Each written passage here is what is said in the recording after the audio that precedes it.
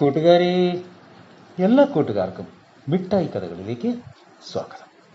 ഒരു ഈജിപ്ഷ്യൻ നാടോടി കഥ കേട്ടാലോ? കഥയുടെ പേര് അലിയും മുതലയും. അവതരിപ്പിക്കുന്നത് മനോജ് കുമാർ പൂളയ്ക്കൽ. ഒരിടത്ത് അലി എന്നൊരു വ്യാപാരി ഉണ്ടായിരുന്നു. തൻ്റെ ഒട്ടകപ്പുറത്ത് ദിവസങ്ങളോളം മരുഭൂമിയിലൂടെ നടന്നാലാണ് അലി കച്ചവട സ്ഥലത്ത് എത്തുക. ഒരു ദിവസം പതിവ് പോലെ അലി കച്ചവടത്തിനായി പോവുകയായിരുന്നു. അപ്പോൾ ആരോ കരയുന്ന ശബ്ദം കേട്ടു. രക്ഷിക്കണേ!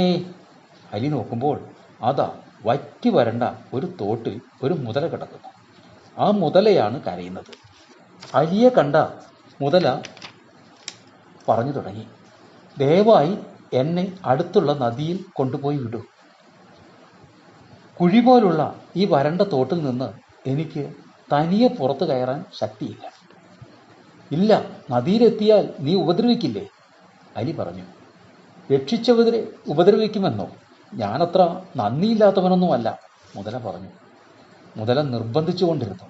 ഒടുവിൽ അലി മുതലയെ നദിയിലെത്തിക്കാം എന്ന് സമ്മതിച്ചു. മുതലയെ കയറുകൊണ്ട് കെട്ടി ഒട്ടകപ്പുറത്ത് വെച്ച് അവൻ നദിക്കരയിലെത്തി. എന്നിട്ട് മുതലയെ താഴെ ഇറക്കി കെട്ടഴിച്ച് നദിയിലേക്ക് ഇറക്കി വിട്ടു. എവിടെ പോകുന്നു? തിരികെ പോകാൻ തുടങ്ങിയ അലിയെ നോക്കി മുതല ചോദിച്ചു. വിശന്ന് ചാവാറായി. എനിക്ക് ആഹാരം വേണം. ഒന്നുകിൽ നീ, അല്ലെങ്കിൽ നിന്റെ ഒട്ടകം. മുതല അലിയെ അവിടുന്ന് അനങ്ങാൻ സമ്മതിച്ചില്ല. അപ്പോഴാണ് ഒരു കുട്ടി അതുവഴി വന്നു. നമുക്ക് ഈ കുട്ടിയോട് ചോദിക്കാം, നമ്മുടെ ആരുടെ ഭാഗത്താണ് ശരിയെന്ന്, അലി പറഞ്ഞു. മുതല സമ്മതിച്ചു. അവർ കുട്ടിയോട് കാര്യങ്ങളെല്ലാം വിശദീകരിച്ചു.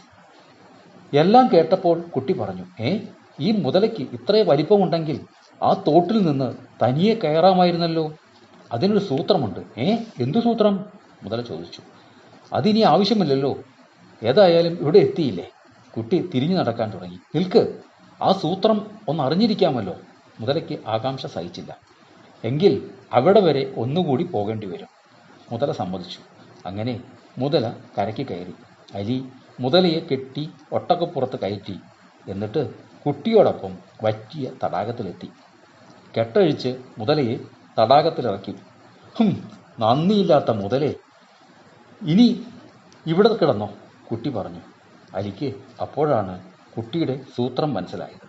പറ്റിയ മണ്ടത്തരമോർത്ത് മുതല സ്വയം പഴിച്ച് അവിടെ കിടന്നു. കൂട്ടുകാർക്ക് കഥ ഇഷ്ടമായോ? എങ്കിൽ പുതിയ കഥയുമായി നമുക്ക് നാളെ കാണാം. എല്ലാവർക്കും നല്ലൊരു ദിനം ആശംസിക്കുന്നു. Story uncle.